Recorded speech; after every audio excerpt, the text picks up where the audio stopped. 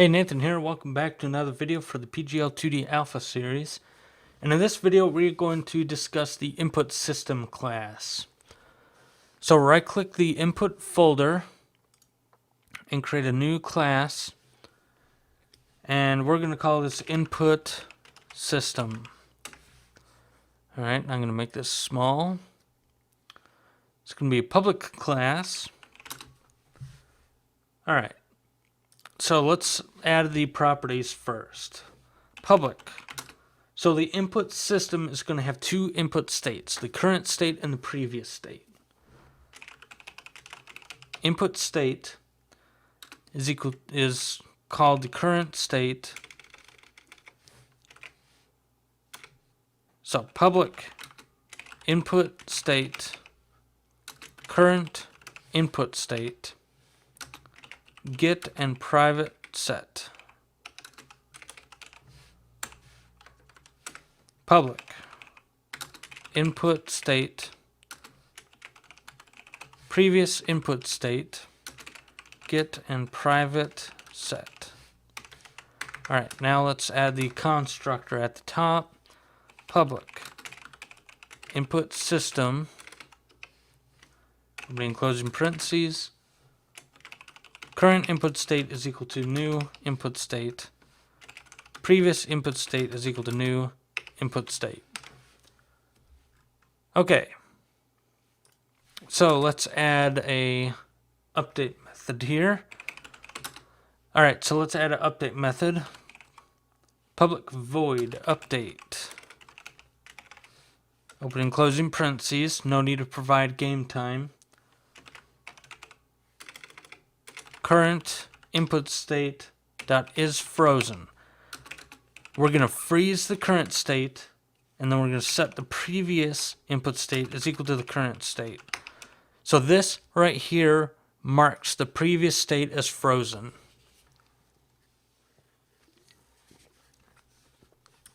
We're freezing the current state and then setting it up as the previous input state.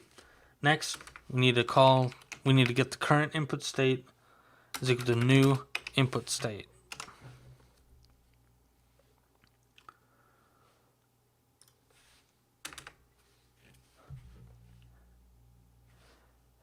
Now we need to have a couple methods, one for keyboard press and one for mouse pressing. Mouse button press. Alright, so public input mode get key state. Keys. Now we need to add using Microsoft.Exadata framework.input. Keys K. Or key, whatever you like to name your parameters. Var is currently pressed. Key is equal to current input state dot keyboard state dot is key down K.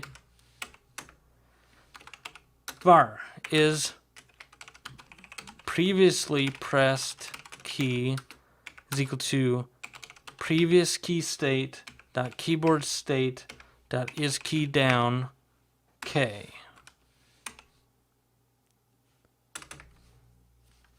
If is currently pressed key and is not is previously pressed key. If it is not a previously pressed key, return it is a new key press. If is currently pressed key, return it is a held key press. If is previously pressed key, we're going to return it as released.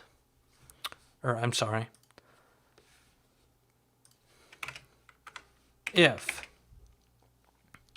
not is currently pressed key and is previously pressed key, we're going to return released if is previously pressed key. If it is not, if not is currently pressed key and is not is previously pressed key, return old. If none of those conditions are met, we're going to return released.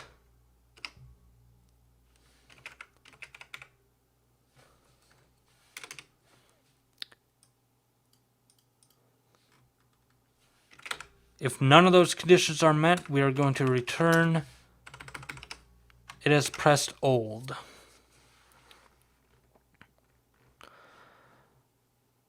Since we can get rid of this, since that will always be true at that point. Okay. Alright, so that's it for this video. I hope you enjoyed it. Stay tuned for the next video.